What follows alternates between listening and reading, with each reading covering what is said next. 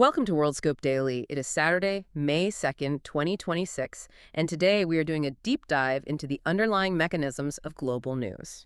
Right, and we have a massive stack of sources from yesterday to get through. We're looking at reporting from the Associated Press, The Guardian, Al Jazeera, the WHO, really a broad spectrum. Yeah, exactly. And our mission today is to make sense of a world that just feels incredibly interconnected and, frankly, highly volatile right now. You know, when you look at the back of a mechanical watch, there's this expectation of orderly precision. Oh, absolutely. Yeah. You see the tiny interlocking gears, the springs, and you know exactly what they do. Right, one gear turns, the next one catches, and it's totally predictable. We often want to view global geopolitics that way. We want neat categories. But if you drop a single grain of sand into that watch, the mechanism doesn't just politely stop. No, the gears start grinding, the springs misfire, and it all goes haywire. The world is this deeply messy, interconnected system. It really is. And looking through all our sources from the past 24 hours, there is one clear, undeniable through line. Whether we are talking about global shipping, climate change, or local protests, almost every major event traces back to a single geopolitical earthquake. Right, the 9-week-old U.S.-Israel war on Iran and the very fragile 3-week-old ceasefire that is currently holding. Exactly. And while these events might seem to you like distant geopolitical chess moves, today's deep dive is going to show exactly how a blocked strait in the Middle East dictates the price of your groceries, the stability of your stock portfolio, and even long-term climate goals. And just to set the tone here, while these sources contain some highly charged political rhetoric from all sides, our objective today is strictly to unpack the facts.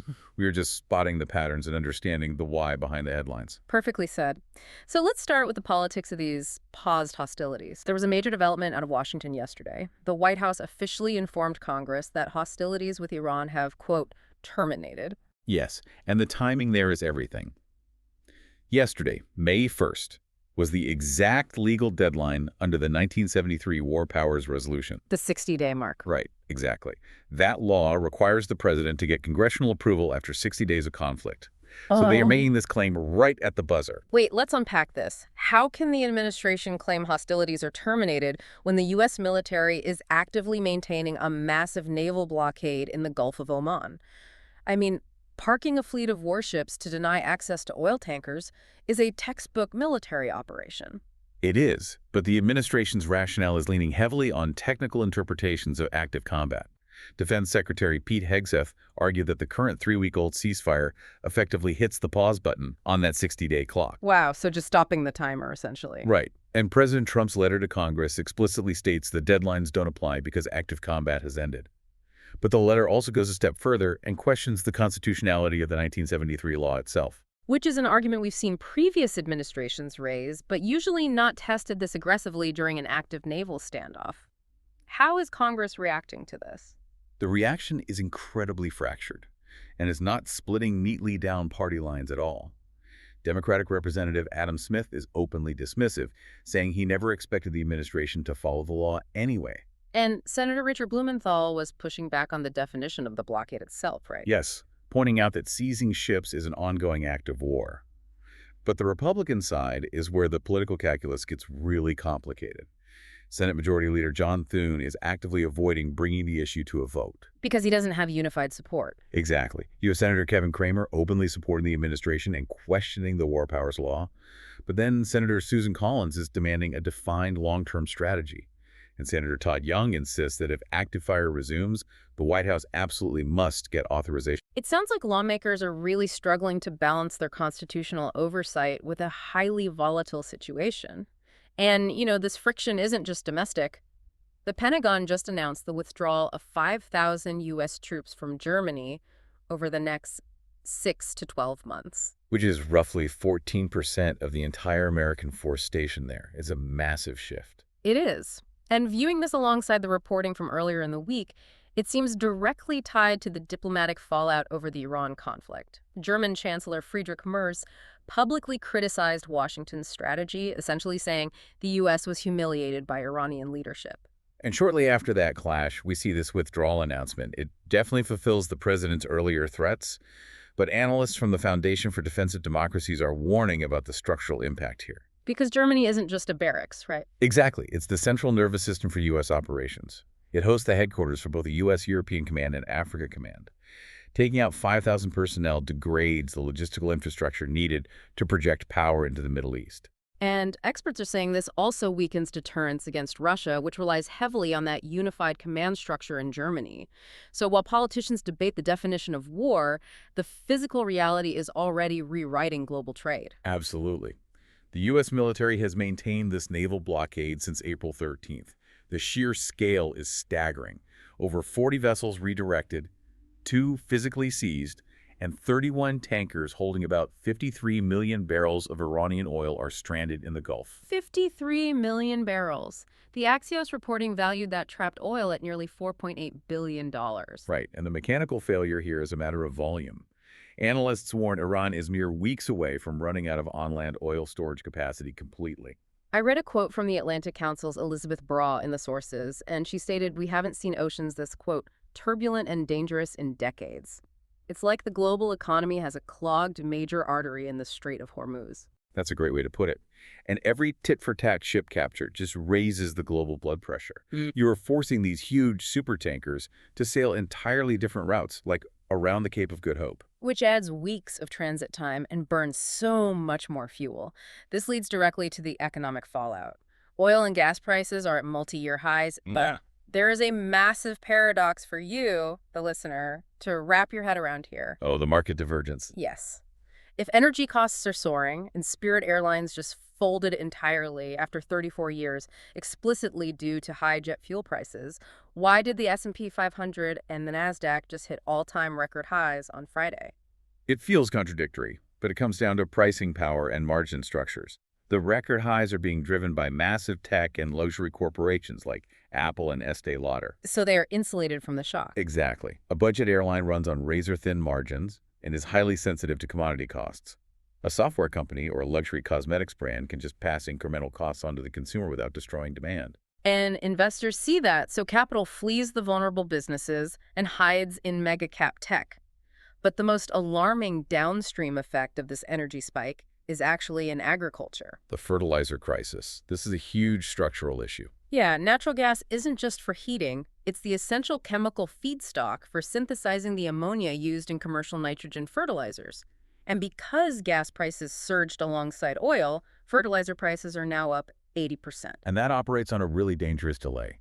If a farmer in a developing nation sees the cost of fertilizer nearly double, they can't absorb that. They just use less fertilizer. Which mathematically guarantees lower crop yields for the upcoming harvest. Right. And lower global crop yields shrink the food supply, threatening severe global food inflation and squeezing the world's poorest populations. And when the global economy gets squeezed like that, the pressure inevitably falls on the working class. That leads perfectly into yesterday's International Labor Day events. The May Day protests were intense. Very. We saw scuffles in Istanbul between protesters and police. In Gaza, events were entirely canceled due to the war and an unprecedented economic crisis. Reports show an estimated 550,000 workers there are surviving with absolutely no income. And in the U.S., protests were demanding workers over billionaires. The European Trade Union Confederation provided crucial context for this anger. Workers are flatly refusing to pay the economic price for a Middle East conflict they have no control over. Especially when the International Trade Union Confederation released data showing top corporate executives pocketing over $100 million in compensation right when everyday workers face mass layoffs. It's a violent collision of labor economics and global geopolitics. And it is also colliding with the climate crisis. Let's look at the Santa Marta climate talks happening right now in Colombia. We have this beautiful global goal to ditch fossil fuels, but with the Iran war causing a massive energy crisis, aren't countries just going to panic and start drilling again? That is the exact tension derailing the talks. Santa Marta aims to be ground zero for ending fossil fuels, but the geopolitical reality is fracturing that coalition. Because short-term energy security always trumps long-term sustainability in a crisis. Precisely. The Guardian reported that the Netherlands, who actually co-hosted the talks, authorized new drilling operations in the North Sea just days before the conference began. And the UK is eyeing new North Sea drilling too. So, the chaos in the Middle East provides the political justification to abandon those climate pledges, and Colombia itself is a perfect example of this precarious situation. Right, they face a crucial election at the end of May. Yes, and a far-right candidate, Abelardo de la Espriella, is explicitly campaigning on expanding fracking and domestic oil production to insulate their economy from this global anxiety. If that economic panic propels him to victory, the climate coalition loses a key anchoring nation. It really demonstrates the cascading nature of these events. A military maneuver in the Strait of Hormuz directly alters a presidential race in South America. It really does. Yeah. But, even when geopolitics and economics dominate the headlines, human innovation and culture don't just hit the pause button. No, the rest of the world marches on. We saw some fascinating developments in the tech sector. Anthropic is actually withholding its latest AI tool from the public out of fear it could enable widespread automated hacking. Which is a massive paradigm shift in how tech giants handle AI safety. Historically, Silicon Valley's ethos was to release software fast and patch security later. Withholding a tool because of pre-deployment threat modeling is a huge structural shift in self-regulation. Absolutely. And meanwhile, the WHO reported some incredible silent victories in global health. Australia has officially become the 30th country to eliminate trachoma as a public health problem. That's a huge logistical achievement. Trachoma causes irreversible blindness, and eliminating it across a landmass the size of Australia requires decades of coordinated sanitation and targeted antibiotics. And the WHO also announced the pre-qualification of the first-ever malaria treatment formulated specifically for newborns and infants. That pre-qualification mechanism is vital. It's not just a symbolic endorsement.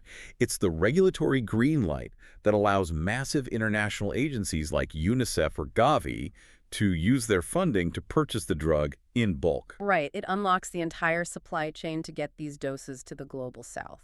It's a nice reminder of what international frameworks can achieve when they focus on collective well-being. Definitely. And for a bit of cultural respite, there's a really interesting update regarding the 2026 FIFA World Cup preparations in Kansas City. Oh, yes, the new rule from Gianni Infantino. Yes.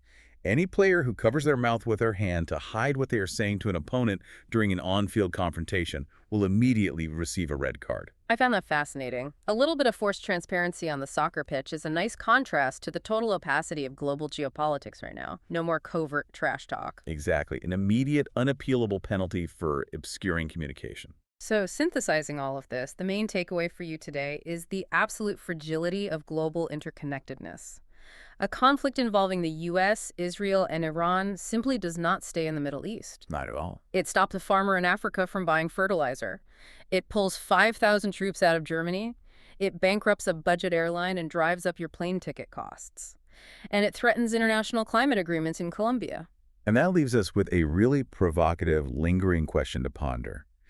Today, we've seen global frameworks like the 1973 War Powers Resolution, the UN's influence, and international climate pledges, all bending or breaking under the weight of this single geopolitical crisis. Right. It forces us to ask, are the global institutions we built in the 20th century actually equipped to handle the cascading, interconnected crises of the 21st century? Or are we watching the rules of the world being rewritten in real time? That is the defining question right now. Thank you so much for joining us on this deep dive. Keep questioning the headlines, keep looking for those structural mechanisms, and don't forget to subscribe. Also, be sure to check out the Hindi version of WorldScope Daily, compiled from these same reputable sources, available now. We will catch you next time.